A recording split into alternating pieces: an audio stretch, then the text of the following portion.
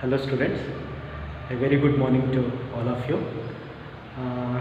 Today let's see one more important chapter of second year chemistry topic, that is from physical chemistry. The name of the chapter is chemical kinetics. Are you following? See, actually ಸ್ವಲ್ಪ ಹುಷಾರಿಲ್ಲ, voice ನಿಮಗೆ ತೊಂದರೆ ಅನಿಸಿದರೆ ಕ್ಷಮೆ ಇರಲಿ. So ಇದೊಂದು ಕ್ಲಾಸ್ನ adjust ಮಾಡ್ಕೊಳ್ಳಿ. C, chemical kinetics ಬಗ್ಗೆ ಇವತ್ತಿಂದ ನಾವು ಕ್ಲಾಸ್ನ ಸ್ಟಾರ್ಟ್ ಮಾಡೋಣ. Okay, C, that is chemical kinetics.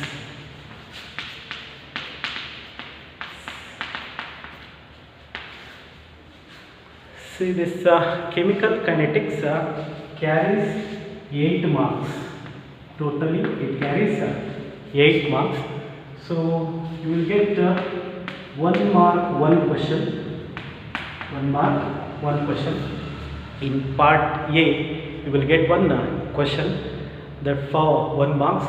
So 1 marks ಗೆ ಇರೋದ್ರಿಂದ ಈ ಚಾಪ್ಟರ್ನ ನೀವು ಇನ್ ಡೀಟೇಲ್ ಆಗಿ ಸ್ಟಡಿ ಮಾಡೋದು ತುಂಬ important. Okay, so next 2 marks in the 1 question, 2 marks in the 1 question.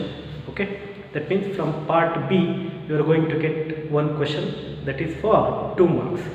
Next in part C you are going to get it for 5 mark 1 question. So 5 mark means, you know, in chemistry we don't have any direct 5 mark question. We have a splitting method. I mean question number 27, 28, 29 ಈ ಥರ ಏನು ಕ್ವಶನ್ಸ್ಗಳು ಬರ್ತವೆ. ಹಿಂಗೆ ಡೈರೆಕ್ಟಾಗಿ 5 ಮಾರ್ಕ್ಸಿಗೆ ಇರಲ್ಲ, ನಿಮಗೆ ಗೊತ್ತಿದೆ ಅಲ್ವಾ. ಏನಾಗುತ್ತೆ ಇಲ್ಲಿ ಅಂದರೆ, ಸೊ ಅದರಲ್ಲಿ ಮತ್ತೆ ಸ್ಪ್ಲಿಟ್ಟು ಎ ಆ್ಯಂಡ್ ಬಿ ಅಂತೇಳಿ, ಕರೆಕ್ಟಾ? ಸೊ ಅದೇ ಥರ ಇಲ್ಲೂ ಕೂಡ 5 ಮಾರ್ಕ್ಸಿನ ಒಂದು ಕ್ವಶನ್ ಇದೆ. ಸೊ ಇಲ್ಲಿ ಸ್ಪ್ಲಿಟ್ಟಿಂಗ್ ಇದೆ, that is A and B. A it's may ask for 3 marks. Are you following? B it may ask for 2 marks. Okay, like this 3 plus 2 pattern ಅಲ್ಲಿ ನಿಮಗೆ 5 marks ಇಂದು ಒಂದು ಕ್ವಶನ್ ಬರುತ್ತೆ. Are you following? ಸೊ ಇದು physical chemistry ಆಗಿರೋದ್ರಿಂದ ಇಲ್ಲಿ major ಆಗಿ ನಿಮಗೆ ಒಂದು ಡಿರೈವೇಷನು ಅಥವಾ ಪ್ರಾಬ್ಲಮ್ ಬೇಸ್ಡ್ ಆನ್ ಡಿರೈವ್ಡ್ ಫಾರ್ಮುಲಾದ ಮೇಲೆ ನಿಮಗೆ ಕೇಳ್ತಾ ಬರ್ತಾರೆ. ಓಕೆ, ಸೊ ಹಾಗಾಗ್ಬಿಟ್ಟು ಇಲ್ಲಿ ಡಿರೈವೇಷನ್ನು ಮತ್ತು ಪ್ರಾಬ್ಲಮ್, ಐ ಮೀನ್ ಫಾರ್ಮುಲಾದ ಮೇಲೆ ಪ್ರಾಬ್ಲಮ್ಸ್ ಏನಿದೆ ತುಂಬ important for the sake of 3 marks. Remaining 2 marks and 1 marks ಕ್ವಶನ್ಸ್ಗಳು ಏನಿದ್ದಾವೆ, so usually they mask on the basis of knowledge based questions or applied questions. Okay, so that's why going through these chapter in detail makes you to get a total marks, that is 8 marks. Are you following? So this is the introduction of this chapter regarding the exam preparation. Are you following? Sorry, now let's see chemical kinetics. Are you following? See, you know kinetics, I mean kinematics. Are you following? In physics ಅಲ್ಲಿ ನಿಮಗೆ ಗೊತ್ತಿದೆ. Similarly chemical kinetics ಅಂದರೆ ಏನು ಅಂದರೆ, chemical ರಿಯಾಕ್ಷನ್ಸ್ಗಳು ಎಷ್ಟು ಫಾಸ್ಟಾಗಿ ಆಗ್ತಾ ಇದೆ. Are you following? ಅಥವಾ ಕೆಮಿಕಲ್ ರಿಯಾಕ್ಷನ್ಸ್ಗಳು ಫಾಸ್ಟ್ ಆಗೋವನ್ನ ಸ್ಲೋ ಏನಾದರೂ ಮಾಡ್ಬೋದಾ, ಅಥವಾ ಸ್ಲೋ ಇರೋವನ್ನ ಫಾಸ್ಟ್ ಏನಾದರೂ ಮಾಡ್ಬೋದಾ, ಅಥವಾ ಇಂಥ ಕಂಡೀಷನ್ಸ್ ಮೇಂಟೈನ್ ಮಾಡಿದರೆ ಮಾತ್ರ ನಮಗೊಂದು ಒಳ್ಳೆ ಈಲ್ಡ್ ಮೀನ್ಸ್ ಪ್ರಾಡಕ್ಟು ಹೈ ಕ್ವಾಂಟಿಟಿಯಲ್ಲಿ ಬರೋ ಥರ ಮಾಡೋದನ್ನ ಈಲ್ಡಿಂಗ್ ಅಂತ ಕರಿತೇವೆ. ಸರಿ ಫಾಲಿಂಗ್. ಈಗ ನೀವು ಒಳ್ಳೆ ಬೆಳೆ ಬಂದಿದೆ, ಒಳ್ಳೆ ಇಳುವರಿ ಬಂದಿದೆ ಅಂತ ಹೇಳ್ತಾರೆ. ಇಳುವರಿ ಅಂದ್ರೇನು, ಒಂದು ಎಕರೆಗೆ ಒಬ್ಬನ 50 ಚೀಲ ಬೆಳೆದಿದ್ದ ಅಂದರೆ ಇನ್ನೊಬ್ಬರು ಅದೇ ಥರ 1 ಎಕರೆಯಲ್ಲಿ 80 ಚೀಲ ಬೆಳೆದಿದ್ದಾರೆ ಅಂದರೆ ಯಾರು ಇಳುವರಿ ಜಾಸ್ತಿ? 80 ಚೀಲ ಬಂದಿರೋ ಇಳುವರಿ ಜಾಸ್ತಿ. ಸೊ ಅದೇ ಥರ ಇಂಡಸ್ಟ್ರಿಯಲ್ ಪ್ರಿಪ್ರೇಷನ್ಸ್ಗಳು ಏನಿದ್ದಾವೆ, ಸೊ ಇಂಡಸ್ಟ್ರಿಯಲ್ಲಿ ನೀವು ಯಾವುದೋ ಒಂದು ಇಂಪಾರ್ಟೆಂಟ್ ಕಾಂಪೌಂಡ್ನ ಸಿಂಥಸೈಸ್ ಮಾಡ್ತಾ ಇದ್ದೀರಾ ಅಂದಾಗ ನಿಮಗೆ ಒಳ್ಳೆ ಈಲ್ಡು ಯಾವ ಕಂಡೀಷನ್ಸಲ್ಲಿ ಬರ್ತಾ ಇದೆ ಅಂತ ನೋಡಿಕೊಂಡ್ರೆ ಆ ಕಂಡೀಷನ್ಸ್ನ ನಾವು ಆಪ್ಟಿಮಮ್ ಕಂಡೀಷನ್ಸ್ ಅಂತ ಕರಿತೀವಿ. ಓಕೆ, ಸೊ ಈ ಆಪ್ಟಿಮಮ್ ಕಂಡೀಷನ್ಸ್ಗಳನ್ನ ಮೇಂಟೈನ್ ಮಾಡಿದಾಗ ಮಾತ್ರ ನಮಗೆ good yield regarding the product ಬರೋದಕ್ಕೆ ಸಾಧ್ಯ. Are you following? For this we need to know what is the optimum condition for a good product, I mean good yield of product, that is called as optimum conditions. These optimum conditions include the nature of reactants, are you following, and the pressure that required for deciding the good product, okay, and the temperature, are you following, and in case a catalyst kuda important role na play ಮಾಡುತ್ತೆ for getting a good product, are you following. So ಈ ಥರ optimum ಕಂಡೀಷನ್ಸ್ಗಳು ನಮಗೆ ಗೊತ್ತಿದ್ದು ಅವನ್ನ maintain ಮಾಡಿಕೊಂಡು, so ಪ್ರತಿ ಸ್ಟೇಜಲ್ಲೂ reaction condition ಹೇಗಿದೆ ಅಂತ ಸ್ಟಡಿ ಮಾಡೋ ಅಂಥ ಒಂದು ಬ್ರ್ಯಾಂಚ್ ಆಫ್ ಕೆಮಿಸ್ಟ್ರಿನ ನಾವು ಕೆಮಿಕಲ್ ಕೈನೆಟಿಕ್ಸ್ ಅಂತ ಕರಿತೀವಿ. Okay, that means chemical kinetics is A branch of chemistry. It deals with study of rate of a reaction. ಏನೇನು ಇದನ್ನ ಡೀಲ್ ಮಾಡುತ್ತೆ ಅಂದರೆ, it deals with the rate of a reaction. Rate of a reaction. Here rate means nothing but velocity anta. Okay, so ಒಂದು reaction ನ velocity ಎಷ್ಟಿದೆ ಅಂತ study ಮಾಡುವಂಥದ್ದು. Are you following? Next, factors that affects the rate of reaction. Factors affects the rate of reaction. Rate of reaction. ಒಂದು rate of ರಿಯಾಕ್ಷನ್ನ ಯಾವ್ಯಾವ factors affect ಮಾಡ್ತವೆ ಅಂತ study ಮಾಡೋದನ್ನು ಕೂಡ ನಾವೇನು ಕರಿತೀವಿ, ಕೆಮಿಕಲ್ ಕೈನೆಟಿಕ್ಸ್. ಓಕೆ, ಆ್ಯಂಡ್ ಇಷ್ಟೆಲ್ಲ ನೋಡಿ, ರಿಯಾಕ್ಷನ್ಸ್ಗಳು ಅಂದ ತಕ್ಷಣ ಯಾವಾಗಲೂ ಒಂದೇ ಥರ ಇರಲ್ಲ. Some may be a simple reactions, some may be a complicated reactions. We call it as complex reactions. Okay, so ಈ ಕಾಂಪ್ಲೆಕ್ಸ್ ರಿಯಾಕ್ಷನ್ಸಲ್ಲಿ ಸಿಂಗಲ್ ಸ್ಟೆಪ್ ರಿಯಾಕ್ಷನ್ಸ್ ಇರಲ್ಲ. They having multiple reactions. Multiple reactions ಇದೆ, ಸೀಕ್ವೆನ್ಸ್ ಆಫ್ ರಿಯಾಕ್ಷನ್ಸ್ ಇದೆ ಅಂದರೆ such reactions follows mechanism. Following. So mechanism ಯಾವಕ್ಕಿರ್ತವೆ ಅಂದರೆ complex reaction ಅಂದರೆ ತುಂಬ ಕಾಂಪ್ಲಿಕೇಟೆಡ್ ಇರ್ತಕ್ಕಂಥ ರಿಯಾಕ್ಷನ್ಸ್ಗಳಿಗೆ ಮೆಕಾನಿಸಮ್ಸ್ ಇರುತ್ತೆ. That means first step, second step, third steps ಅಂತ ಈ ಥರ ಇರುತ್ತೆ. ಸೊ ಈ ಥರ ಮೆಕಾನಿಸಮ್ನ ಸ್ಟಡಿ ಮಾಡೋದು ಕೂಡ ಯಾವುದ್ರಲ್ಲಿ ಬರುತ್ತೆ, ಕೆಮಿಕಲ್ ಕೈನೆಟಿಕ್ಸಲ್ಲೇ ಬರುತ್ತೆ. That is study of mechanism of a reaction. Mechanism of A reaction. Okay, so all these things ನೀವೇನು ಸ್ಟಡಿ ಮಾಡ್ತೀರಾ ಒಟ್ಟಿಗೆ, so that branch of chemistry is called as chemical kinetics. Clear? A branch of chemistry, it deals with the study of rate of a reaction, factors that affects the rate of a reaction, and mechanism of a reaction. It's called as chemical kinetics. Okay, ಯಾಕೆ important ಈ chemical ಕೈನೆಟಿಕ್ಸ್ನ ಓದೋದು ಅಂದರೆ, ನೋಡಿ, ನಾನು ನಿಮಗೆ ಮುಂಚೆನೇ ಹೇಳಿದೆ, ಒಂದು ಒಳ್ಳೆ ಈಲ್ಡು ಗುಡ್ ಪ್ರಾಡಕ್ಟ್ ಬರಬೇಕು ಅಂದರೆ ನಮಗೆ ಇಂತಿಂಥ ಕಂಡೀಷನ್ಸು ಅಂತ ಫಸ್ಟಿಗೆ ಗೊತ್ತಿದ್ದರೆ ಇಂಡಸ್ಟ್ರಿಯಲಿ ಪ್ರಿಪೇರ್ ಮಾಡಬೇಕಾದ್ರೆ ನಮಗೆ ಲಾಸಸ್ಸು ಆಗಲ್ಲ. Correct? Economically we can sustain and eco friendly ಕೂಡ ಇರ್ಬೋದು. ಸೊ ದಟ್ ಯಾವುದೋ ಒಂದು ಕೆಮಿಕಲ್ ವೇಸ್ಟ್ ಆಗೋದು, ಅದು ನೇಚರಿಗೆ ಹೋಗೋದು, ದಟ್ ಹಾರ್ಮ್ಸ್ ಟು ನೇಚರ್, ಇದು ಯಾವುದು ಕೂಡ ಆಗಲ್ಲ. Are you following?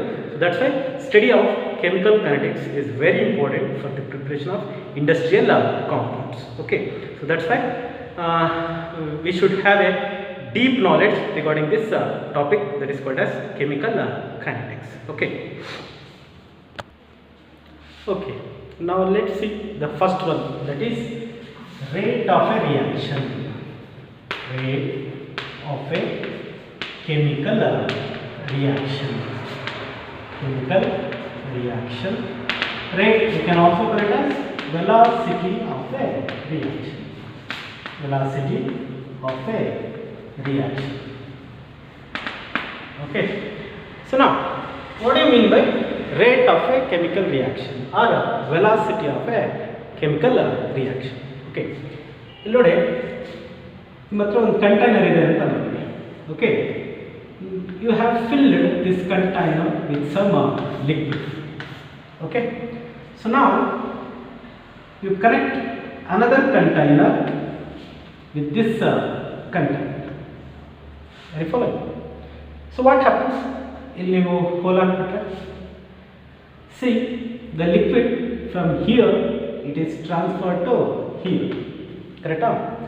ಸೊ ಈಗ ಇಲ್ಲಿ ವಾಲ್ಯೂಮ್ ಅಂತ ನೀವೇನಾದರೂ ಅಂದ್ಕೊಂಡ್ರೆ ಇದು V1, ಮುಂಚೆ ಏನು ಇರಲಿಲ್ಲ, here it is V1. Reflect. As the time passes, time ಫಸ್ಟಿಗೆ T1 ಇತ್ತು ಅಂತ ಟೈಮ್ ಪಾಸ್ ಆಗಿದೆ, ಪಾಸ್ ಆಗಿದೆ ಅಂದರೆ ಇಟ್ ಟರ್ನ್ಸ್ ಟು T2 ಅಂತ. ಓಕೆ, ಅಷ್ಟರೊಳಗಡೆ ಇಲ್ಲಿದ್ದಂಥ ಲಿಕ್ವಿಡ್ ಏನಾಗುತ್ತೆ ಈ ಕಡೆಗೆ ಟ್ರಾನ್ಸ್ಫರ್ ಆಗುತ್ತೆ. ರಿಫಲ್ ಆಗುತ್ತಾ ಇಲ್ಲ? ಸೊ ಆಗ ಇಲ್ಲಿ ವಾಲ್ಯೂಮ್ ಕಡಿಮೆ ಆಗ್ತಾ ಹೋಗುತ್ತೆ, ಇಲ್ಲಿ ವಾಲ್ಯೂಮ್ ಏನಾಗ್ತಾ ಹೋಗುತ್ತೆ ಜಾಸ್ತಿ ಆಗ್ತಾ ಹೋಗುತ್ತೆ. ರಿಫಲ್ ಸಿಮಿಲರ್ ಇದೇ ಥರ ನೀವು ಕಂಪ್ಯಾರಿಸನ್ ತಗೊಂಡ್ರೆ ಒಂದು ಯಾವುದೋ ರಿಯಾಕ್ಷನ್ ನಡೀತಾ ಇದೆ ಅಂತ ಅನ್ಕೊಳ್ಳಿ. So it is transferred from reactant to product. ರಿಫಲ್ ಸೊ ರಿಯಾಕ್ಟೆಂಟ್ಸ್ ಇದೆ, ರಿಯಾಕ್ಟೆಂಟು ಕೆಮಿಕಲ್ ರಿಯಾಕ್ಷನ್ ಆದಮೇಲೆ ರಿಫಲ್ the turns into product, okay. Within this ಈ ರಿಯಾಕ್ಟೆಂಟ್ ಇದೆಲ್ಲ ಪ್ರಾಡಕ್ಟ್ ಆಗಬೇಕು ಅಂದರೆ ಇಟ್ ಟೇಕ್ಸ್ ಸಮ್ ಟೈಮ್. ರಿಫಲ್ ಫಾರ್ ಎಕ್ಸಾಂಪಲ್ ನಿಮ್ಮ ರಿಯಾಕ್ಟೆಂಟಿನ initial concentration if it is R1, then the product concentration would be P1. Product ಇನ್ನೂ ಬಂದಿರಲ್ಲ ಅಂದ್ಕೊಳ್ಳಿ, ಅದರದ್ದು ಕಾನ್ಸಂಟ್ರೇಷನ್ ಎಷ್ಟಿರುತ್ತೆ P1 ಇರುತ್ತೆ. So here the concentration is represented by square bracket. Here this is concentration of reactant and this is concentration of product. You know concentration terms in a solution chapter. Okay, so this is concentration of reactant. So ಇಲ್ಲಿ 1 ಇರೋದ್ರಿಂದ this is initial concentration of reactant. So ಇಲ್ಲಿ P ಇದೆ, P means that is product. Okay, product ಫಸ್ಟಿಗೆ ಏನು ಬಂದಿರಲ್ಲ, ಇದು ಕರೆಕ್ಟಾ? ಇನ್ನು ರಿಯಾಕ್ಟೆಂಟ್ಸ್ ಎಲ್ಲ ಹಂಗೆ ಇದಾವೆ ಅಂದರೆ ಇನ್ನು ಪ್ರಾಡಕ್ಟ್ ಬಂದಿಲ್ಲ ಅಂತ. But we have assured it as P1. Okay, this is concentration of P1. Very fine. ಯಾವಾಗ ಇದು ಅಂದರೆ it occurred at time T1. Very fine. So now, as the time passes from T1 to T2, very fine. So that concentration of reactants ಏನಿದಾವೆ ಇವೆಲ್ಲ ಸೇರಿಕೊಂಡು they are turns into product. Okay, if they are turns into product means ಅರ್ಥ ಏನು, ರಿಯಾಕ್ಟೆಂಟ್ಗಳು product ಆಗಿದ್ದಾವೆ ಅಂತ ಅರ್ಥ. So that ರಿಯಾಕ್ಟೆಂಟ್ಸ್ಗಳು ಕಡಿಮೆ ಆಗಬೇಕು, product ಏನಾಗಬೇಕು ಜಾಸ್ತಿ ಆಗಬೇಕು. ಕರೆಕ್ಟಾ? ನಾನು ಅವಾಗ ತೋರಿಸ್ತೀನಿ ನಿಮಗೆ ಅಲ್ವಾ, ಏನಿದೆ ಲಿಕ್ವಿಡ್ ಇತ್ತು ಅಂದ್ಕೊಳ್ಳಿ. ಸೊ ಈ ಕಡೆ ಕಡಿಮೆ ಆದ್ರೆ ತಾನೆ ಈ ಕಡೆ ಜಾಸ್ತಿ ಆಗಕ್ಕೆ ಸಾಧ್ಯ. ಅದೇ ಥರ ಇಲ್ಲೂ ಕೂಡ ರಿಯಾಕ್ಟೆಂಟ್ಸ್ಗಳು ರಿಯಾಕ್ಟ್ ಆಗಿಬಿಟ್ಟು ಕಡಿಮೆ ಆಗ್ತಾ ಹೋಗ್ತವೆ, ಪ್ರಾಡಕ್ಟ್ ಏನಾಗ್ತಾ ಹೋಗುತ್ತೆ ಜಾಸ್ತಿ ಆಗ್ತಾ ಹೋಗುತ್ತೆ. So in terms of concentration ನೀವು ಎಕ್ಸ್ಪ್ರೆಸ್ ಮಾಡೋದಾದರೆ concentration of reactant goes on decreases as the time passes. Very fine. So concentration of product goes on increases as the time passes. Very fine. So ಈಗ T1 time ಇಂದ T2 ಟೈಮ್ಗೆ move ಆದರೆ reaction condition, then R1 turns into R2. ಕರೆಕ್ಟಾ? Then P1 turns into P2. Very fine. So this is concentration of reactant, this is concentration of product. ಏನು difference ಇದಕ್ಕೂ ಇದಕ್ಕೂ ಅಂದರೆ this is initial concentration, this is final concentration. This is initial product, this is final product. Very fine. So ಈಗ ಇವೆರಡನ್ನು ನಾನು ಹೇಗೆ change ಆಯಿತು with respect to time ಅಂತ ಎಕ್ಸ್ಪ್ರೆಸ್ ಮಾಡಿದ್ರೆ ನಾವೇನಂತ ಕರಿತೀವಿ, rate of a reaction or velocity of a reaction ಅಂತ ಕರಿತೀವಿ. Okay, let's see here average rate is equal to ಏನಂತ ಬರೀಬೋದು ನಾನು, ಆವರೇಜ್ ಅಂದರೆ ಯಾವಾಗ ತೊಗೊತೀವಿ ನಾವು ಅಂದರೆ A large interval of time ಇದ್ದಾಗ ಆವರೇಜ್ ರೇಟ್ ಅಂತ ತಗೊತೀವಿ. Okay, so let's see here this is initial concentration of reactant, this is final concentration of reactant. Final minus initial divided by final time minus initial time ನೀವು ಮಾಡಿದರೆ ನಿಮಗೇನು ಬರುತ್ತೆ, average rate ಬರುತ್ತೆ. That means concentration of R2 minus concentration of R1 divided by T2 minus T1. Very fine. So ನಾವು rate average rate is equal to R2 minus R1 ನಾನು ಹೇಗೆ ಬರಿಬೋದು, change in concentration of reactant ಅಂತ ಬರೀಬೋದಾ, divided T2 minus T1 delta T ಅಂತ ಬರೀಬೋದು. ರಿಫಲ್. So ನೆನ್ಪಿಟ್ಕೊಳ್ಳಿ, ಯಾವಾಗ concentration of reactant ಏನಾಗ್ತಾ ಇದೆ, ಕಡಿಮೆ ಆಗ್ತಾ ಇದೆ, decreases means it is disappearing. Very fine. So that's why this one you can call it as rate of disappearance. Rate of disappearance. Are you following? So one more thing, see, rate of a reaction is always positive. Are you following? But ಇಲ್ಲಿ ನಮಗೆ problem ಏನು ಅಂದರೆ ನೋಡಿ, initial concentration of reactant ಯಾವಾಗಲೂ ಏನಿರುತ್ತೆ, ಜಾಸ್ತಿ ಇರುತ್ತೆ. ಫಸ್ಟಿಗೆಲ್ಲ reactants ತಾನೇ ಇರ್ತವೆ, ಅದು ಕಾನ್ಸಂಟ್ರೇಷನ್ ಏನಿರುತ್ತೆ ಜಾಸ್ತಿ ಇರುತ್ತೆ. As the time passes concentration of reactant ಏನಾಗ್ತಾ ಹೋಗುತ್ತೆ, ಕಡಿಮೆ ಆಗ್ತಾ ಹೋಗುತ್ತೆ. ಕರೆಕ್ಟಾ? ಸೊ ಕಡಿಮೆ ಆಗ್ತಾ ಇದೆ ಅಂತ ಅರ್ಥ, ಇದಕ್ಕೆ ಕಂಪೇರ್ ಮಾಡಿಕೊಂಡ್ರೆ ಇದರ ಕಾನ್ಸಂಟ್ರೇಷನ್ನು ಕಡಿಮೆ ಇನ್ ಕೇಸ್ ಆಫ್ ರಿಯಾಕ್ಟೆಂಟ್. ಕರೆಕ್ಟಾ? ಹಾಗಂದ್ರೆ ಇದಕ್ಕೆ ಕಂಪೇರ್ ಮಾಡಿಕೊಂಡ್ರೆ ಇದು ಕಡಿಮೆ ಅಂದರೆ, ಕಡಿಮೆಯಲ್ಲಿ ನೀವು ಜಾಸ್ತಿ ಮಾಡಿದರೆ ಮೈನಸ್ನ, ನಿಮಗೇನು ಬರುತ್ತಿಲ್ಲಿ ನೆಗೆಟಿವ್ ಬರುತ್ತೆ. ಏನು ಬರುತ್ತೆ? ನೆಗೆಟಿವ್. ಆ ನೆಗೆಟಿವ್ನ ಪಾಸಿಟಿವ್ ಮಾಡಬೇಕು ಅಂದರೆ you need to multiply by a negative sign. Very following. So that's why you need to put a negative sign here to overcome the value. That means positive value ಬರಬೇಕು rate ಯಾವಾಗಲೂ. So that's why we are putting a negative. One more importance of putting negative here is that negative ಇದೆ indication ಅಂದ್ರೆ ಅರ್ಥ concentration of reactant decreases ಅಂತ ಅರ್ಥ. That means rate of disappearance ಅದು indicate ಮಾಡುತ್ತೆ. ಯಾವ side? Reactant side. Clear? Very following. Okay. Similar ನೀವೇನಾದರೂ ಇದೇ ಆವರೇಜ್ ರೇಟ್ನ, ಯಾವ್ದನ್ನ ಆವರೇಜ್ ರೇಟ್ನ ಪ್ರಾಡಕ್ಟ್ ಸೈಡಿಗೆ ಬರೆಯೋದಾದರೆ, ಯಾವ ಸೈಡ್? ಪ್ರಾಡಕ್ಟ್ ಸೈಡ್ ಬರೆಯೋದಾದರೆ ಹೇಗೆ ಬರೀತೀರಾ? Average rate is equal to, ಯಾಕೆ ಆವರೇಜ್ ಅಂದರೆ here we have a large interval of time, that's why it is average. Okay. So average rate is equal to, see P1 ಇತ್ತು turns into P2. Right? Time T1 into turns to T2. Are you following? So difference of these two gives, that is P2 minus P1, that is concentration of P2 minus concentration of P1 divided by T2 minus T. Are you following? So here, see, concentration of P2 ಅದು ಜಾಸ್ತಿನೇ ಅವ. ಕರೆಕ್ಟಾ? ಫಸ್ಟಿಗೆ ನಿಮ್ಮ product ಬಂದಿರಲ್ಲ, that means concentration ಕಡಿಮೆ ಇರುತ್ತೆ. ಹೇಳ್ಬೇಕಂದ್ರೆ ಏನೂ ಇರಲ್ಲ, ಬಟ್ ಕಡಿಮೆ ಅಂತ ಕನ್ಸಿಡರ್ ಮಾಡ್ಕೊಂಡು, that is P1. As the time passes reaction proceeds, that means reactants are converted into product, means concentration of product increases. ಕರೆಕ್ಟಾ? ಸೊ ದಟ್ಸ್ ವೈ P2 ಜಾಸ್ತಿ ಇರುತ್ತೆ, P1 ಕಡಿಮೆ ಇರುತ್ತೆ.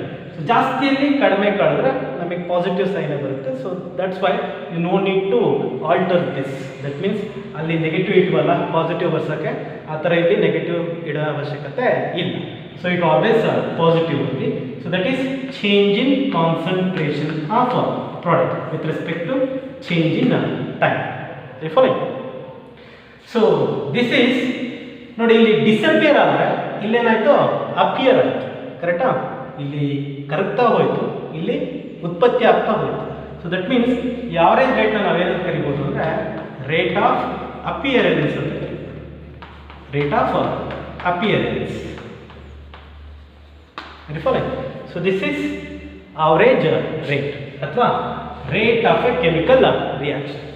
Now, how to define this? What is rate of a reaction or velocity of reaction ಅಂತ ಕೇಳಿದರೆ ನೀವು ಎರಡು ಥರ ಡಿಫೈನ್ ಮಾಡ್ಬೋದು. ಸೊ ಒಂದು in terms of rate of appearance ಇರ್ಬೋದು, that means in terms of product, ಅಥವಾ in terms of rate of disappearance ಇರ್ಬೋದು, that means in case of reactant. Let's see the first one, that is in terms of reactant ನೋಡೋದಾದರೆ the rate of a chemical reaction is defined as ಏನಿದೆಯಪ್ಪ ಇದು? Change in concentration of reactant with respect to time ತಾನೆ. Okay, define it, that's it. ಏನು ಹೇಳ್ತಿದ್ದು ಅಂದರೆ change in concentration of reactant with respect to time. ಏನಾಗ್ತಾ ಇದೆ change in concentration? Decrease ಆಗ್ತಾ ಇದೆ, increase ಆಗ್ತಾ ಇದೆಯಾ? ಇನ್ case of reactant it is decreasing, in case of product it is increasing. ಅದನ್ನ ಇಟ್ಕೊಂಡು ಹೇಳಿದರೆ ಆಯಿತು. Okay, now let's see what is rate of a reaction. The rate of a reaction in case of a reactant is defined as decrease in concentration of reactant with respect to time. That means a large interval of time is called as rate of a reaction. So ಇಲ್ಲಿ large interval of time ಇರೋದ್ರಿಂದ we call it as average rate. Average rate. ಇದು ಒಂಥರ in terms of reactant ಹೇಳಿದ್ರೆ. Similarly, in terms of product ಹೇಳಿದ್ರೆ the rate of a reaction is defined as increase in the concentration of product. Increase in the concentration of product with respect to time. Athwa with a short interval of time is called as rate of a reaction ಅಂತ ಕರೀತೀವಿ. Very fine. So this is definition of rate of a chemical reaction. Okay. So in large interval of time ಇರೋದ್ರಿಂದ initial to final. So we can call it as average rate. Very fine. So ಈಗ ಇಲ್ಲಿ ಇದರ unit ನ ನೀವು ನೋಡೋದಾದ್ರೆ ಇಲ್ಲಿ ನೋಡಿ concentration ತಾನೆ ಇದು ಕೂಡ ಕಾನ್ಸಂಟ್ರೇಷನ್ ತಾನೆ. ಕಾನ್ಸಂಟ್ರೇಷನ್ ನ ಯೂನಿಟ್ ಬಂದ್ಬಿಟ್ಟು ನಿಮಗೆ ಗೊತ್ತಿರಲಿ, that is mole per litre. moles per liter. Very fine. So common ಆಗಿ ನೀವು ಬೇಕಿದ್ರೆ ಮೊಲಾರಿಟಿ ಅಂತ ತೋರಿಸ್ಕೋ. moles per liter is the unit of concentration. Okay. Divided by time ಇದೆ. Time means you can put minute inverse ಅಥವಾ you can put second inverse. Very fine. So moles per liter minute inverse ಆದ್ರೂ ಆಗ್ಬೋದು, in terms of minutes ಏನಾದ್ರು ಬೇಕಂದ್ರೆ moles per liter second inverse ಆದ್ರೂ ಆಗ್ಬೋದು, in terms of seconds ಅಲ್ಲಿ ಏನಾದ್ರು ನಿಮಗೆ ವೆಲಾಸಿಟಿ ಅಥವಾ rate of a chemical reaction ಬೇಕು ಅಂದರೆ. ಓಕೆ, ಸಿಮಿಲರ್ ಆಗಿ ನೀವು ಮೋಲ್ಸ್ ಪರ್ ಲೀಟರ್ನ ಮೊಲಾರಿಟಿ ಅಂತ ಬರೋದು you can write it as second inverse. Very fine. So sometimes ಒಂದು ನೆನ್ಪಿಟ್ಕೊಂಡಿರಿ, ಯಾವಾಗಲೂ ಕಾನ್ಸಂಟ್ರೇಷನ್ಸ್ಗಳೇ ಇರಬೇಕು ಅಂತೇನಿಲ್ಲ. Very fine. ರಿಯಾಕ್ಷನ್ಸ್ಗಳು ಸಮ್ಟೈಮ್ಸ್ ನಡಿಬೇಕಾದ್ರೆ ಗ್ಯಾಷಿಯಸ್ ರಿಯಾಕ್ಷನ್ಸ್ ಇರ್ಬೋದು. ಏನಿರ್ಬೋದು? Gaseous reaction. ಇಂಥ ಗ್ಯಾಷಿಯಸ್ ರಿಯಾಕ್ಷನ್ಸ್ ಇದ್ದಾಗ ನಿಮಗೆ ಇಲ್ಲಿ ಕಾನ್ಸಂಟ್ರೇಷನ್ ಬರಲ್ಲ. ಏನು ಬರಲ್ಲ? ಕಾನ್ಸಂಟ್ರೇಷನ್ ಬರಲ್ಲ. ಸೊ ಗ್ಯಾಸ್ ಅಂತ ಇದ್ದಾಗ ಅದಕ್ಕೇನಿರುತ್ತೆ?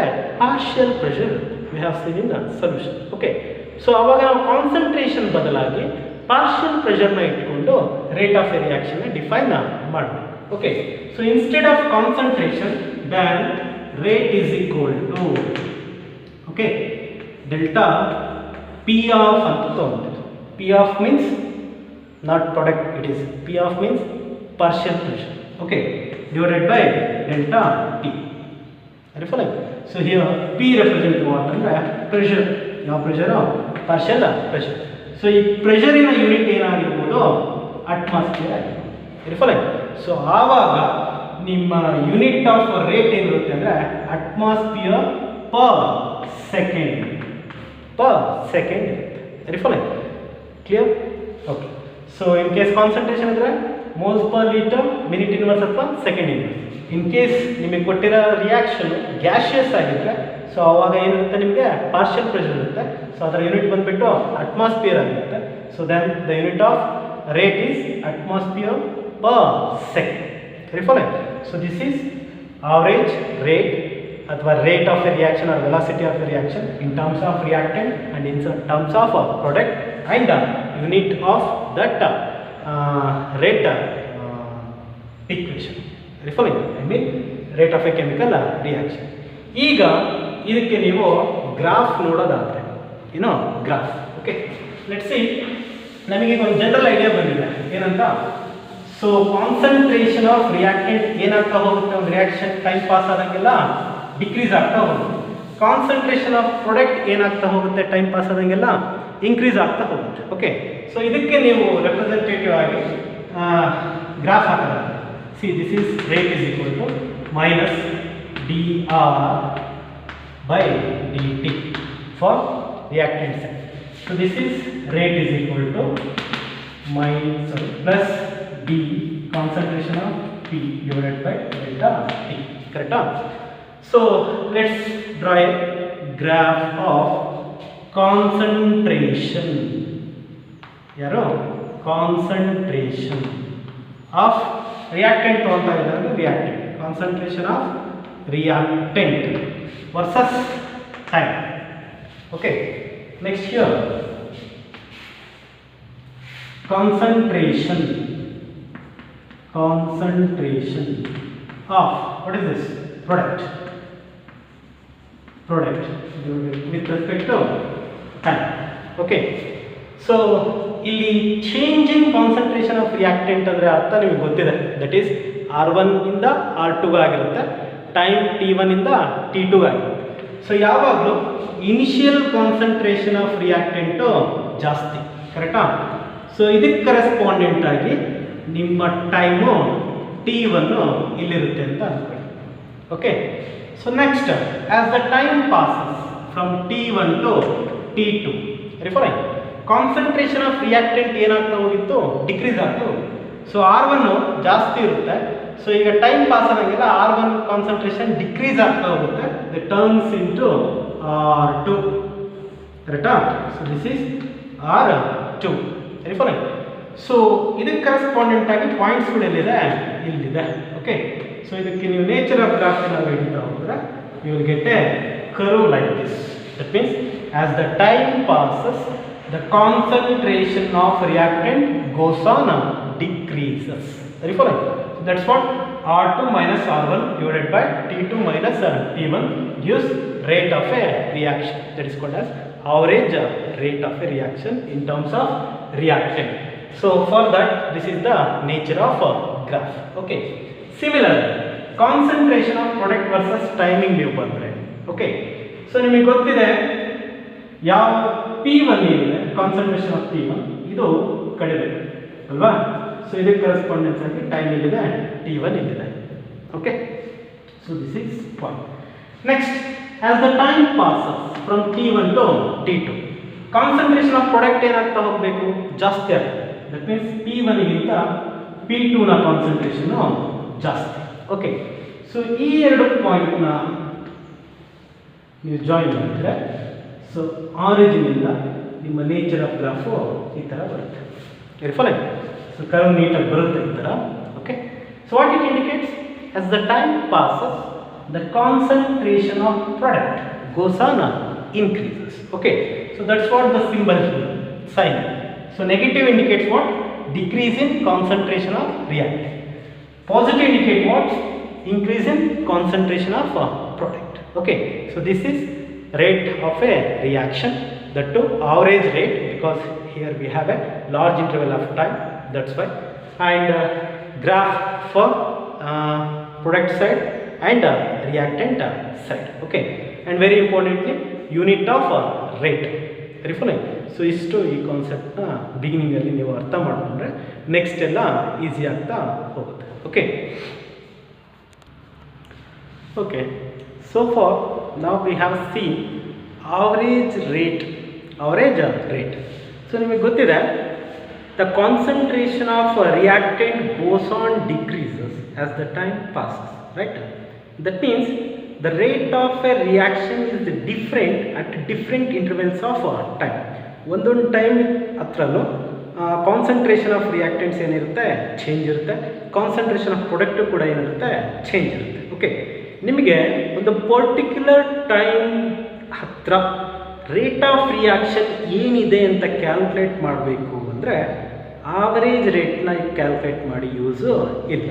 Okay, so at particular instant of time ಹತ್ರನೇ ನಿಮಗೆ ರೇಟ್ ಆಫ್ ರಿಯಾಕ್ಷನ್ ಏನಿದೆ ಅಂತ ಕ್ಯಾಲ್ಕುಲೇಟ್ ಮಾಡಬೇಕು ಅಂದರೆ ಈ ಆವರೇಜ್ ರೇಟು ನಿಮಗೆ ಯೂಸ್ ಆಗುತ್ತೆ. Okay, for that we need A rate equation that should be very accurate at that instant of time. So that type of rate is called as instantaneous rate ಅಂತ ಕರೀತೀವಿ. ಏನು ಕರಿತೀವಿ? Instantaneous rate. Okay, so far ನಾವು ನೋಡಿದ್ದೇನು average rate. That means initial ಇತ್ತು, final ಇತ್ತು, initial time ಇತ್ತು, final time ಇತ್ತು. there will be a large gap, I mean a large interval of time between two points, that means initial point and final point. ಹಿಂಗಿದ್ದಾಗ ಅಷ್ಟೇ ನಮಗೆ average ರೇಟ್ನ calculate ಮಾಡೋಕ್ಕಾಗುತ್ತೆ. ರಿಫರಿಂಗ್, for example ನೀವು ರಾತ್ರಿ ಮೊಸರು ಮಾಡಬೇಕು ಅಂತೇಳಿ ಮಿಕ್ಸ್ ಮಾಡಿ ಇಟ್ಟಿರ್ತೀರ. ಓಕೆ, ಹಾಲಿಗೆ ಮೊಸರು ಹಾಕಿ ಬೆಳಿಗ್ಗೆವರೆಗೂ ಕಾಯ್ತೀವಿ, ಕರೆಕ್ಟಾ? ಸೊ ದಟ್ ರಾತ್ರಿಯಿಂದ ಬೆಳಿಗ್ಗೆವರೆಗೆ ಏನಾಯಿತೋ ಅದು ಟೈಮ್ ಗ್ಯಾಪ್. ರಿಫಾಲಿಂಗ್. ಸೊ ರಾತ್ರಿ ಆ್ಯಂಡ್ ಬೆಳಿಗ್ಗೆ ಇವೆರಡೂ ಗೊತ್ತಿದ್ದಾಗ ಮಾತ್ರ ನಮಗೆ ಆವರೇಜ್ ರೇಟ್ನ ಕ್ಯಾಲ್ಕುಲೇಟ್ ಮಾಡೋಕ್ಕಾಯ್ತು. ಬಟ್ ಮಧ್ಯರಾತ್ರಿ 1 ಗಂಟೆಗೆ ಮೊಸರು ಕಂಡೀಷನ್ ಏನಿದೆ ಅಂತ ಏನಾದ್ರು ನೀವು ನೋಡಬೇಕು ಅಂದರೆ ಆವಾಗ ಆವರೇಜ್ ರೇಟ್ನ ಇಟ್ಕೊಂಡು ಕ್ಯಾಲ್ಕುಲೇಟ್ ಮಾಡೋಕ್ಕೆ ಬರಲ್ಲ. ಮಧ್ಯರಾತ್ರಿ 1 ಗಂಟೆಗೆ ಎಕ್ಸಾಕ್ಟಾಗಿ ಕಂಡೀಷನ್ ಆಫ್ ಮೊಸರು ಏನಿದೆ ಅಂತ ನೀವು ಡಿಸೈಡ್ ಮಾಡಬೇಕು ಅಂದರೆ then you need to go for a term that is called as instantaneous rate. Okay, instantaneous ಅಂದರೆ ನಿಮಗೆ ಅರ್ಥ ಗೊತ್ತಿರಲಿ. ಇನ್ಸ್ಟಂಟೇನಿಯಸ್ ಅಂದರೆ ಇಷ್ಟೇ ಅರ್ಥ, ಏನಂದರೆ ಆ ಕ್ಷಣಕ್ಕೆ ಏನಿದೆಯೋ ಅಷ್ಟೇ. ನಿಮಗೆ ಗೊತ್ತಿರುತ್ತೆ ಇನ್ಸ್ಟಂಟ್ ಟೀ ಅಥವಾ ಇನ್ಸ್ಟೆಂಟ್ ಕಾಫಿ ಮೇಕರ್ಸ್ ಅಂತ ಬಂದಿದೆ ಈಗೆಲ್ಲ ಅಲ್ವಾ. For example Nescafe or Bru, right. ಮುಂಚೆ ಈ ಕಾಫಿ ಪುಡಿಯಿಂದ ಕಾಫಿ ಮಾಡೋದಾದರೆ ಹಾಲು ಹಾಕಿ ಸಕ್ಕರೆ ಹಾಕಿ ಕುದಿಸಿ ಆಮೇಲೆ ಅದು ಕಾಫಿ ಪುಡಿ ಹಾಕಿ ಒಂದು ಸ್ವಲ್ಪ ಕುದಿಸಿ ಹೀಟ್ ಮಾಡಿದ್ದಾದಮೇಲೆ we need to consume it, right. But nowadays we have instant mixtures, coffee mixtures. Okay, ಏನು ಅಂದರೆ ಜಸ್ಟ್ ಹಾಲು ಸಕ್ಕರೆ ಬಿಸಿ ಮಾಡಿಬಿಟ್ಟು ಅದಕ್ಕೆ ಜಸ್ಟ್ ಈ ಪುಡಿನ ಮಿಕ್ಸ್ ಮಾಡಿಬಿಟ್ರೆ ಸಾಕು, ಇನ್ಸ್ಟೆಂಟ್ ಕಾಫಿ ಏನಾಗ್ಬಿಡುತ್ತೆ, ರೆಡಿ ಆಗುತ್ತೆ, ಕರೆಕ್ಟಾ. ಸೊ ಇದು ಟೆಕ್ನಿಕ್ ಹೆಸರು ಇನ್ಸ್ಟೆಂಟ್ ಕಾಫಿ ಅಂತೆ. ರಿಫಾಲಿಂಗ್. ಸೊ ಇನ್ಸ್ಟೆಂಟ್ ಮೀನಿಂಗ್ ಏನು ಅಂದರೆ ಆ ಕ್ಷಣಕ್ಕೆ ಅಂತ. ಸೊ ಅಂಥ ಒಂದು ಇನ್ಸ್ಟೆಂಟ್ ರೇಟ್ನ ನೋಡ್ತಾ ಇದ್ದೀವಿ ನಾವೀಗ. So that is called as instantaneous rate. Referring. So ಆವರೇಜ್ಗೂ ಇದಕ್ಕೂ ಡಿಫ್ರೆನ್ಸ್ ಇಷ್ಟೇ. ಆವರೇಜ್ ಅಂದರೆ ಇನಿಷಿಯಲ್ ಫೈನಲ್ ಟೈಮ್ ಗ್ಯಾಪ್ ಇರುತ್ತೆ, ಇಲ್ಲಿ ಆ ಕ್ಷಣಕ್ಕೆ ಏನಾಗಿದೆ ಅಷ್ಟೇ. Referring. So that means instantaneous rate is defined as decrease in concentration of reactant at that instant of time. ನಿಮಗೆ ಯಾವ ಕ್ಷಣಕ್ಕೆ ಬೇಕೋ ಆ ಕ್ಷಣಕ್ಕೆ ಕಾನ್ಸಂಟ್ರೇಷನ್ ಆಫ್ ರಿಯಾಕ್ಟೆಂಟ್ ಡಿಕ್ರೀಸ್ ಆಗಿದೆ, ಆ ಕ್ಷಣಕ್ಕೆ ಏನು ಬಂದಿದೆಯಲ್ಲ rate, that is called as instantaneous rate. Following. Next similarly in case of product ನೀವು ಹೇಳೋದಾದ್ರೆ ಇನ್ಸ್ಟಂಟೇನಿಯಸ್ ರೇಟ್ನ increase in concentration of product at that instant of time is called as instantaneous rate for product side. Following. So this is instantaneous rate. Okay, so ಹೆಂಗೆ ಇದನ್ನು calculate ಮಾಡೋದು ಅಂದರೆ by using graphical method we are going to calculate this one. Following. Henge sir, see here we have a concentration. So it may be a concentration of product or it may be a concentration of reactant. So consider I am here showing the concentration of reactant. That means it goes on decreases, right? With respect to time I am drawing the graph. Okay, so here natural graph. So I am going to get a curve like this. Very following. Concentration of reactant goes on decreases as the time passes. Okay. So ಇದು average rate ಆಯಿತು ಅಲ್ವಾ. ನನಗೆ instantaneous rate ಬೇಕು. ಇಲ್ಲಿ ಯಾವುದೋ ಒಂದು particular ಟೈಮಿಗೆ, ಈ ಟೈಮಿಗೆ ನನಗೆ ರೇಟ್ ಆಫ್ ರಿಯಾಕ್ಷನ್ ಏನಿದೆ ಅಂತ ಬೇಕು ಅಂತ ಅನ್ಕೊಂಡು. ಓಕೆ, ಆ ಟೈಮಿಗೆ ಎಕ್ಸಾಕ್ಟಾಗಿ ನಿಮಗೆ ಬೇಕು ಅಂದರೆ what we need to do, we need to draw a tangent for this. Okay, so this particular point if you want to calculate, consider it is a p. Okay, so in p dalke neevu slope na calculate madidre then p is equal to, see this is a b c ab divided by bc. So now p andre slope ide. So p is equal to ab andre ಏನಪ್ಪ, concentration of reactant, that is change in concentration of reactant. BC ಅಂದ್ರೆ ಏನಪ್ಪ, with respect to this time, change in time. Following. So at that instant of time ಬೇಕು ನಿಮಗೆ ಅಂದ್ರೆ, so ಈ particular point ಅಲ್ಲಿ ಏನಿದೆ ಅಂತ ನಿಮಗೆ ಗೊತ್ತಾಗುತ್ತೆ, that is called as a slope. Following. A slope itself is a instant rate of this reaction. Following. So ನಾವು average ಇಟ್ಕೊಂಡೇ ಮಾಡಿದ್ದೀವಿ, ಕರೆಕ್ಟಾ. That means average rate in case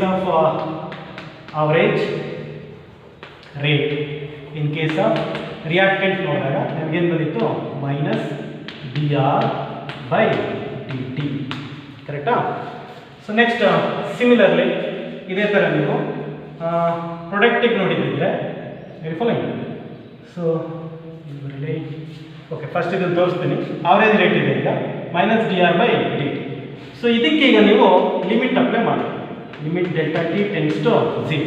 that means particular time ಹತ್ರ ಅಷ್ಟೇ ನಾನು ಲೆಕ್ಕ ಹಾಕ್ತಾ ಇದ್ದೀನಿ, ಕರೆಕ್ಟಾ? So that's why I am defining it, that is limit delta T tends to 0. Then it turns to instantaneous rate. Instantaneous rate. Average rate is instantaneous rate. Okay? Now I am defining what? Time. So now it comes to differential rate, that is dr by dt. Are you following?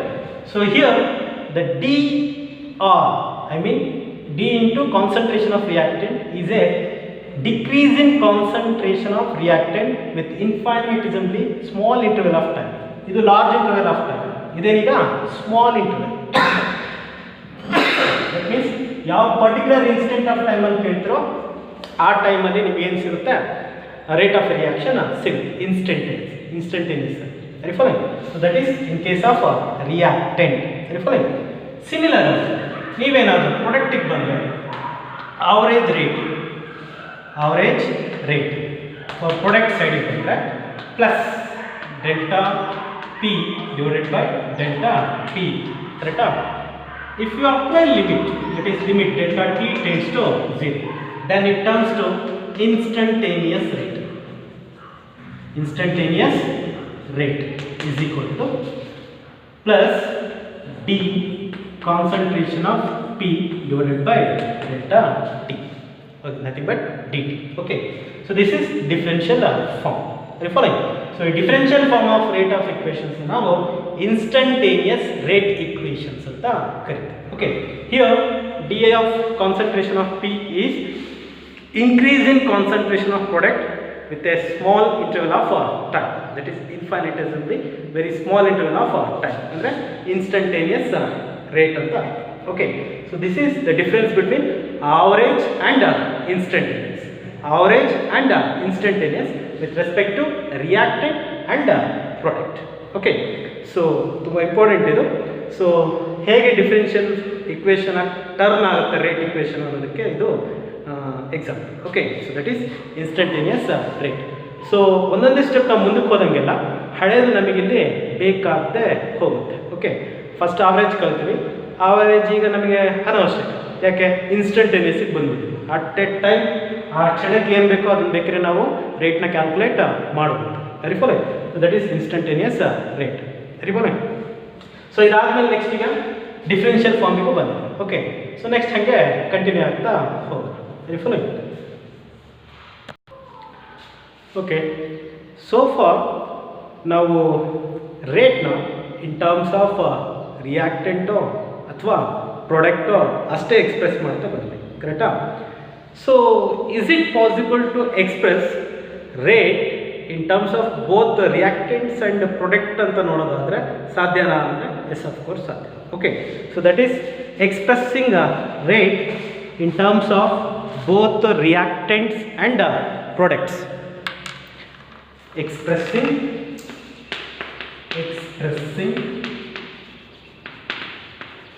rate in terms of both ಹೇಳ್ತಾರೆ ಒಂದು ಮಾರ್ಕ್ಸಿಗೆ. Okay, expressing rate in terms of both reactant and product. Okay, so ನಿಮಗೆ ಒಂದಷ್ಟೇ ಗೊತ್ತಿತ್ತು ಈಗ ಹೆಂಗೆ ಅದು reactant side ಆದರೆ ಎಕ್ಸ್ಪ್ರೆಸ್ ಮಾಡ್ಬೋದಿತ್ತು ಅಥವಾ ಪ್ರಾಡಕ್ಟ್ ಸೈಡ್ ಆದರೂ ಎಕ್ಸ್ಪ್ರೆಸ್ ಮಾಡ್ಬೋದು. ಎರಡೂ ಇದ್ದರೆ ಹೆಂಗೆ ಮಾಡೋದು? Let's have a general reaction that is A plus B B, it gives C C plus D D. Very familiar reaction ಇದು ಅಲ್ವಾ? So here A and B, capital A and B are reactants. Here capital C and D are products. Okay, small a and b are the coefficients of reactant A and B. Small c and d are the reaction coefficients of product C and D. Referring. So ಇವು ಯಾವಾಗ ಬರ್ತವೆ coefficients ಅಂದರೆ ನಾವು ಈಕ್ವೇಷನ್ಸ್ನ balance ಮಾಡಿದಾಗ ಬರುತ್ತೆ. Balance ಮಾಡಿದ್ದು ನಾವು ಕರೆಕ್ಟಾ ನೆನಪಿರಲಿ. ಸೊ ನಾವು if you want to write a rate equation for this particular reaction anta ankondi. How to write? Let's see how. See, rate is equal to bardra. So ನಿಮಗೆ ಗೊತ್ತಿದೆ ರಿಯಾಕ್ಟೆಂಟ್ ಸೈಡ್ ಏನಾದರೂ ನೀವು ಬರೀತಾ ಇದ್ದೀರಾ ಅಂದರೆ change in concentration of reactant with respect to time ಬರೀತೀರಾ and negative ಸೈನ್ನ indicate ಮಾಡ್ತೀರಾ. Negative sign indicates what? Decrease in concentration.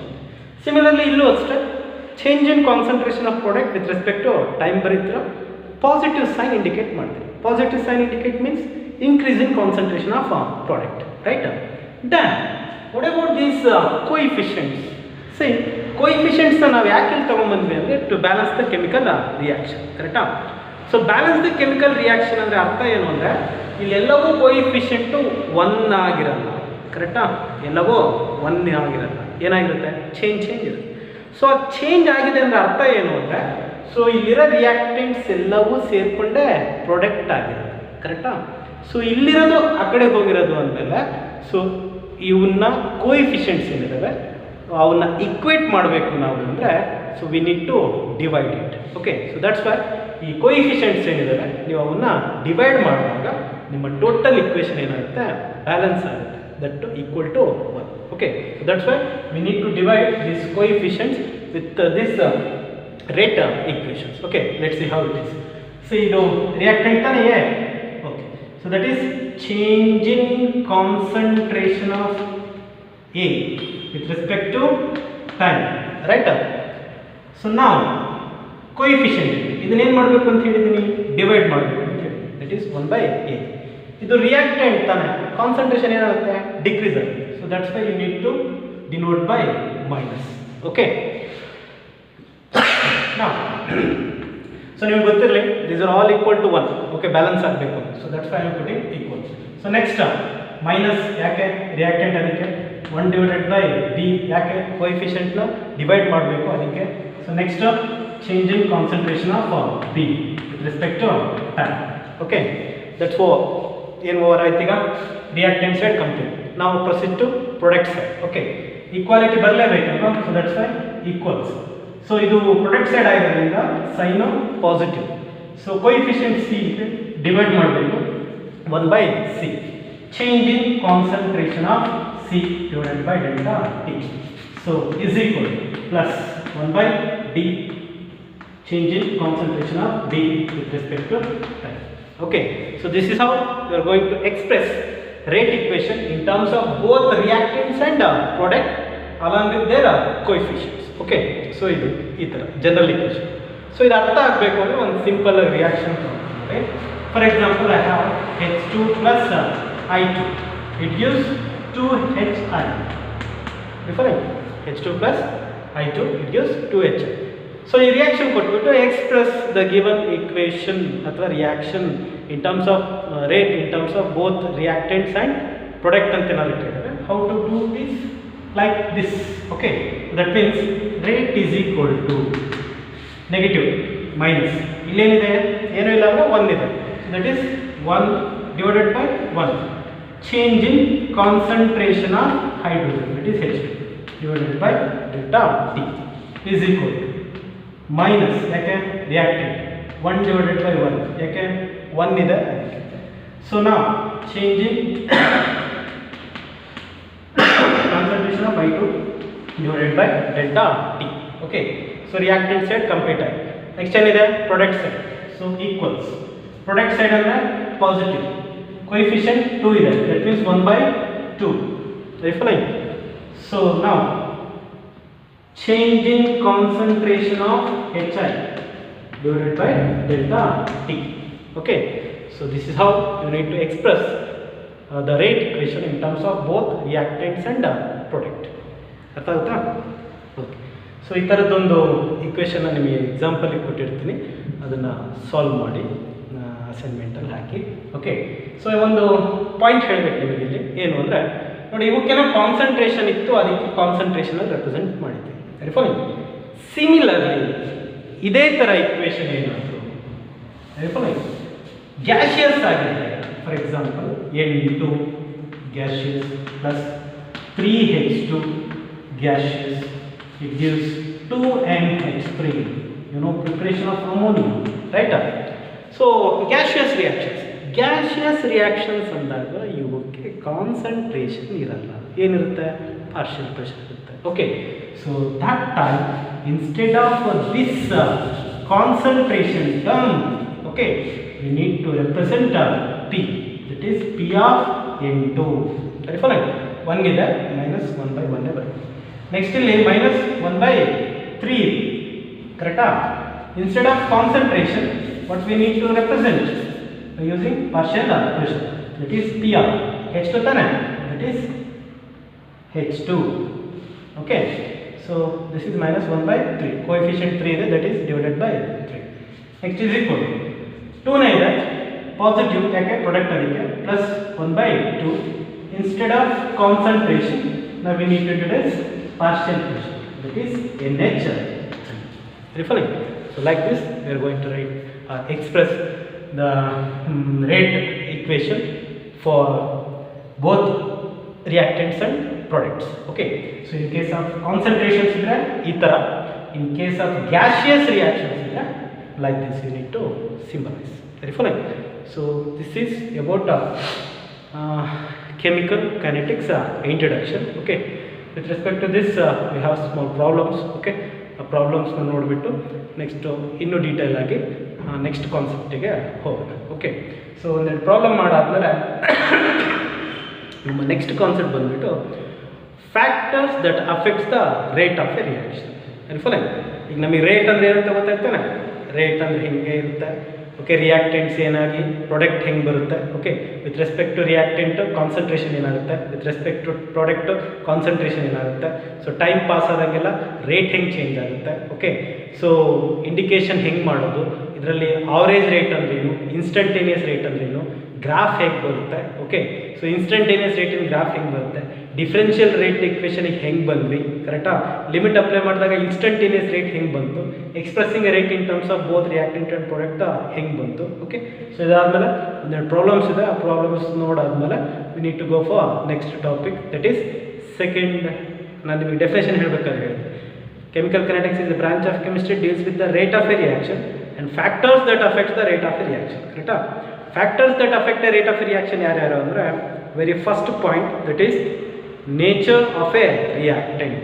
Okay, second one that is concentration of a reactant or pressure, I mean partial pressure of a reactant. Very funny.